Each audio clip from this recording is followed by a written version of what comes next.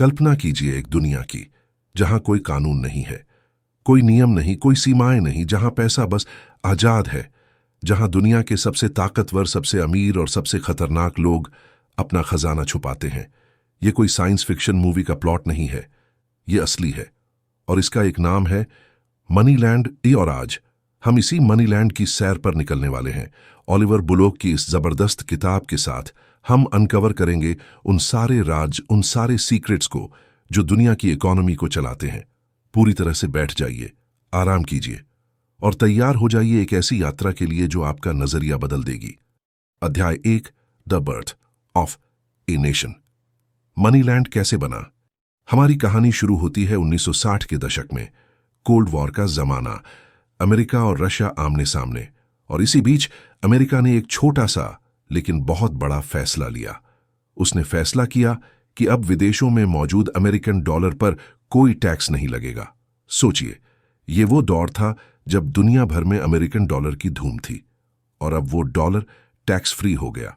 ये एक सिग्नल था, एक इन्विटेशन था दुनिया के अमीरों के लिए। आओ, अपना पैसा यहां लाओ, कोई सवाल नहीं पूछेगा। और फिर क्या हुआ? एक के बाद एक छोटे छोटे देशों ने अपनी अर्थव्यवस्थाएं खोल दी। जगहें जैसे ब्रिटिश वर्जिन आइलैंड्स, केमन आइलैंड्स, लक्समबर्ग, ये सभी टैक्स हेवन बन गए। ऑफशोर, ऑफशोर का मतलब हुआ समुद्र के पार की वो जगह जहां पैसा छुपाना आसान है। लेकिन यहां एक टर्म समझना जरूरी है, ऑफशोर। ये सिर्फ एक लोकेशन नहीं है, ये एक कानूनी हैसियत है। ऑफशोर का मतलब है कि आपका पैसा और आपकी प्रॉपर्टी आपके अपने देश के कानूनों के दायरे से बाहर है। वो एक अलग कानून के अंडर आती है, एक ऐसा कानून जो जानबूझकर लूज रखा गया है। तो पिक्चर ये बनी, एक तरफ तो आम आदमी है जो अपनी कमाई का एक बड़ा हिस्सा टैक्स के रूप में देता है, और दूसरी तरफ है एक पैरेलल यूनिवर्स, एक पैरेलल फाइनेंशियल सिस्टम जहां पैसा बिना किसी टैक्स के, बिना किसी सवाल के आजादी से घूमता है। ये था मनीलैंड का जन्म, और ये सिर्फ शुरुआत थी।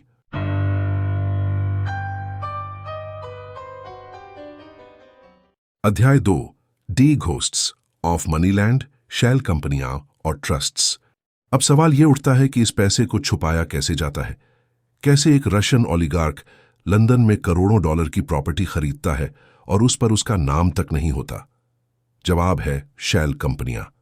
एक शैल कंपनी कछुए के खोल शेल की तरह होती है। बाहर से देखो तो एक स्ट्रक्चर है, एक लीगल एंटिटी है, लेकिन अंदर से खोखली। कोई रियल बिजनेस नहीं, कोई एम्प्लॉयज नहीं, कोई ऑफिस नहीं, बस कुछ कागजात और एक रजिस्ट्रेशन नंबर। कैसे काम करती है ये? एक एग्जाम्पल से समझते हैं। मान लीजिए मिस्टर एक्स है, यूक्रेन का एक मिनिस्टर। उन्हें एक बड़े डील के बदले में $50 मिलियन की घूस मिलती है। अब वो ये पैसा सीधे अपने बैंक अकाउंट में नहीं डाल सकते, तो वो क्या करते हैं? वो एक लॉयर को हायर करते हैं जो ब्रिटिश वर्जिन आइलैंड्स में एक शैल कंपनी रजिस्टर करवाता है। कंपनी का नाम है सनराइज होल्डिंग्स एलटीडी। फिर एक स्विस बैंक में सनराइज होल्डिंग्स एलटीडी का एक बैंक अकाउंट खुलवाया जाता है। $50 मिलियन उस बैंक अकाउंट में डाल दिए जाते हैं। अब सनराइज होल्डिंग्स एलटीडी लंदन की एक लग्जरी अपार्टमेंट खरीदती है। दुनिया की नजर में ना अपार्टमेंट का मालिक सनराइज होल्डिंग्स एलटीडी है, मिस्टर एक्स नहीं। मिस्टर एक्स का नाम कहीं भी नहीं आता। पेपर ट्रेल गायब, पैसा सेफ। यह है मनीलैंड का सबसे बड़ा इल्यूजन। यह जादू की छड़ी है जो गैर कानूनी पैसे को कानूनी बना देती है, और इसमें सबसे बड़ी भूमिका निभाते हैं लॉयर्स, अकाउंटेंट्स और बैंकर्स। ये प्रोफेशनल्स जो टेक्निकली तो कानून का पालन कर रहे होते हैं, लेकिन असल में इस पूरे सिस्टम को चलाने में हेल्प करते हैं। बुलो इन्हें द गार्डियंस ऑफ मनीलैंड कहते हैं। क्या आप जानते हैं, कुछ देशों में एक ही छोटी सी बिल्डिंग के एड्रेस पर हजारों की तादाद में शैल कंपनियां रजिस्टर्ड हैं। हैरानी की बात है ना? अध्याय 3, द ग्लोबल वाइल्ड वेस्ट, पैसे का सफर। अब पैसा एक जगह जमा हो गया है, लेकिन मनीलैंड के नागरिकों को तो अपने पैसे से और पैसा कमाना है, उसे इन्वेस्ट करना है। तो ये पैसा दुनिया के फाइनेंशियल सिस्टम्स में कैसे घूमता है? यहां आता है लंदन का रोल। बुलोक के मुताबिक लंदन मनीलैंड की डिफैक्टो कैपिटल है। ये वो फाइनेंशियल हब है जहां ऑफशोर पैसा आकर सेटल होता है। रशियन ओलिगार्क्स हों, अफ्रीकन डिक्टेटर्स हों या एशियन बिजनेस टाइकून्स, सबका पैसा आखिरकार लंदन की प्रॉपर्टी में, लंदन के प्राइवेट स्कूल्स की फीस में और लंदन की लग्जरी शॉप्स में ही जाता है। क्यों? क्योंकि यूके का लीगल सिस्टम स्ट्रांग है। यहां का रूल ऑफ लॉ आपकी प्रॉपर्टी की सुरक्षा की गारंटी देता है। तो जो लोग अपने देश में अनिश्चितता से भागे हैं, वो लंदन को एक सेफ हेवन की तरह देखते हैं। उन्हें विश्वास है कि यहां उनकी संपत्ति सुरक्षित रहेगी। लेकिन इसका एक डार्क साइड भी है। इससे लंदन जैसे शहरों में प्रॉपर्टी की कीमतें आसमान छूने लगती हैं। लोकल लोग, जिनकी औसत सैलरी है, वो अपने ही शहर में घर नहीं खरीद पाते। ये एक तरह का फाइनेंशियल कॉलोनाइजेशन है। और ये सिर्फ लंदन की कहानी नहीं है। मायामी, न्यूयॉर्क, दुबई, हांगकांग, ये सभी मनीलैंड के प्रमुख शहर हैं। ये एक ग्लोबल नेटवर्क है। पुलोव एक पावरफुल एग्जाम्पल देते हैं यूक्रेन के राष्ट्रपति विक्टर यानुकोविच का। उसने अपने देश को लूटा और उस लूटे हुए पैसे से उसने कीव के पास एक शानदार पैलेस बनवाया, जिसे मेजिहिरिया कहते हैं। उसमें प्राइवेट जू था, गोल्फ कोर्स था, लग्जरी की हर चीज थी।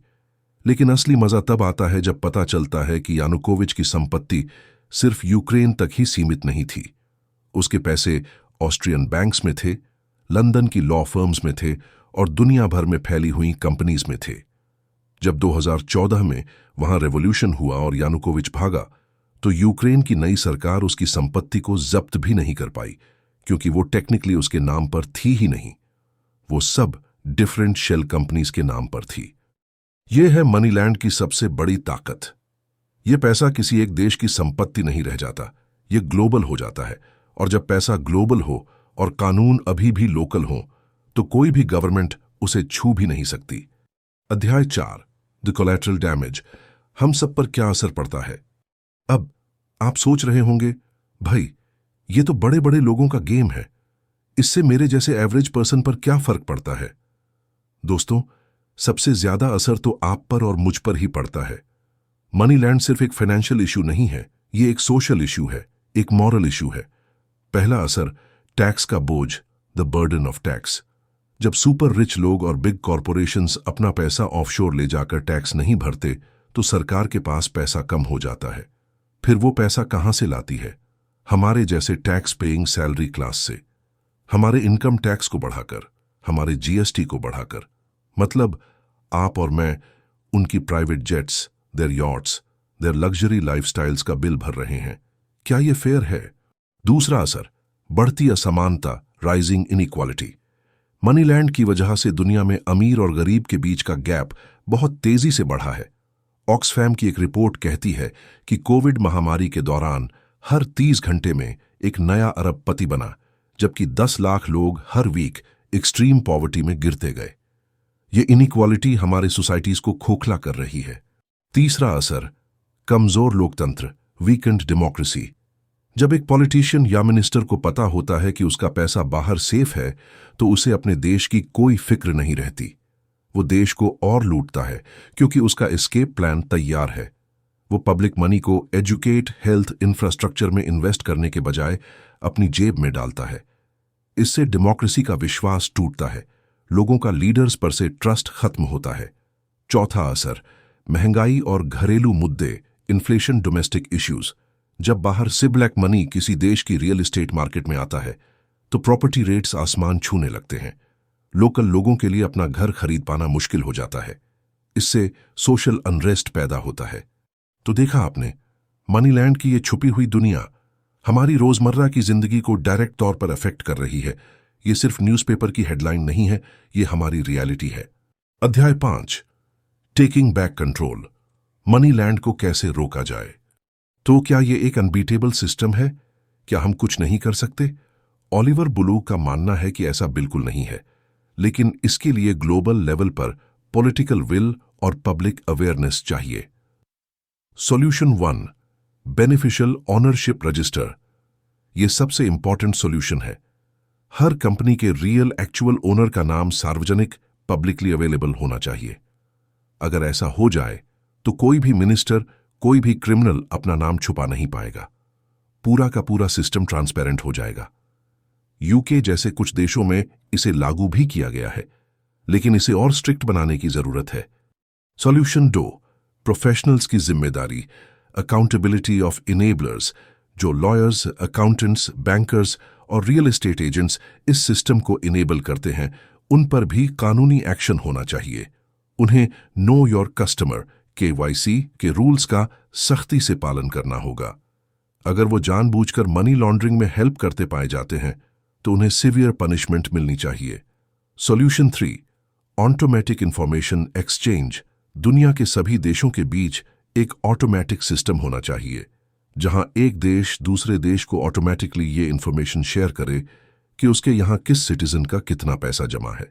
इससे पैसे को छुपाना मुश्किल हो जाएगा। सॉल्यूशन 4, हम सबकी भूमिका, जागरूकता और जवाबदेही, और रोल, अवेयरनेस, अकाउंटेबिलिटी। सबसे इंपॉर्टेंट बात, हम सबकी भूमिका। हमें इस बारे में बात करनी होगी, सोशल मीडिया पर, अपने दोस्तों के साथ, अपने फैमिली के साथ। हमें अपने लोकल लीडर्स, अपने मेंबर्स ऑफ पार्लियामेंट से इस बारे में सवाल पूछने होंगे। हमें डिमांड करनी होगी कि वे फाइनेंशियल ट्रांसपेरेंसी के लॉज को स्ट्रांग करें। जब जनता का प्रेशर बनेगा तभी पॉलिटिशियंस खड़े कदम उठाएंगे। हमें यह समझना होगा कि यह हमारी लड़ाई है, हमारे फ्यूचर की लड़ाई। क्या आप मानेंगे? एक एस्टीमेट के मुताबिक अगर दुनिया के सभी टैक्स हेवन्स को बंद कर दिया जाए तो दुनिया भर की गवर्नमेंट्स को हर साल एडिशनल 500 से 600 बिलियन डॉलर का टैक्स मिल सकता है। इतने पैसे से दुनिया भर में हंगर, पॉवर्टी और डिजीज को खत्म किया जा सकता है। यह कोई छोटी बात नहीं है। समापन, the battle for the future. तो दोस्तों, ये थी मनीलैंड की कहानी, एक ऐसी इनविजिबल एम्पायर की कहानी जो हमारी रियल इकोनॉमी के ऊपर तैर रही है। ओलिवर बुलो की यह किताब एक मिरर की तरह है जो हमें हमारे फाइनेंशियल सिस्टम के सबसे डार्क कॉर्नर दिखाती है। यह किताब हमें सिखाती है कि पैसा सिर्फ नंबर्स नहीं होता, ये पावर होती है। और अगर ये पावर बिना किसी जवाबदेही के, बिना किसी रूल्स के चलने लगे तो ये हमारे डेमोक्रेसीज, हमारे सोसाइटीज और हमारे फ्यूचर को खत्म कर देगी। कल्पना कीजिए एक ऐसी दुनिया की जहां हर पैसा अकाउंटेबल हो, जहां हर लीडर ट्रांसपेरेंट हो, जहां टैक्स का पैसा सही से स्कूल्स, हॉस्पिटल्स, रोड्स बनाने में यूज होता हो, जहां इनइक्वालिटी कम हो, जहां डेमोक्रेसी स्ट्रांग हो। ये दुनिया पॉसिबल है, लेकिन इसके लिए हमें लड़ना होगा, अपनी आवाज उठानी होगी। तो आप क्या कर सकते हैं? 1, शेयर करें इस बारे में और लोगों से बात करें। इस ऑडियो बुक को उन लोगों के साथ शेयर करें जिन्हें लगता है कि यह सिस्टम फिक्स्ड नहीं हो सकता। 2, सवाल पूछें। अपने इलेक्टेड रिप्रेजेंटेटिव्स को लेटर्स लिखें, ईमेल्स भेजें, उनसे पूछें कि वे फाइनेंशियल ट्रांसपेरेंसी के लिए क्या कदम उठा रहे हैं। 3, जागरूक बने, खबरों को क्लोजली फॉलो करें, जानें कि आपके अपने देश में कौन सी पॉलिसीज बन रही हैं। याद रखिए, कोई भी सिस्टम उस लोगों के ग्रुप से स्ट्रॉन्गर नहीं होता जो उसे बदलना चाहते हैं। हमें इस हिडन सिस्टम को एक्सपोज करना है, हमें अपना फ्यूचर वापस लेना है। धन्यवाद।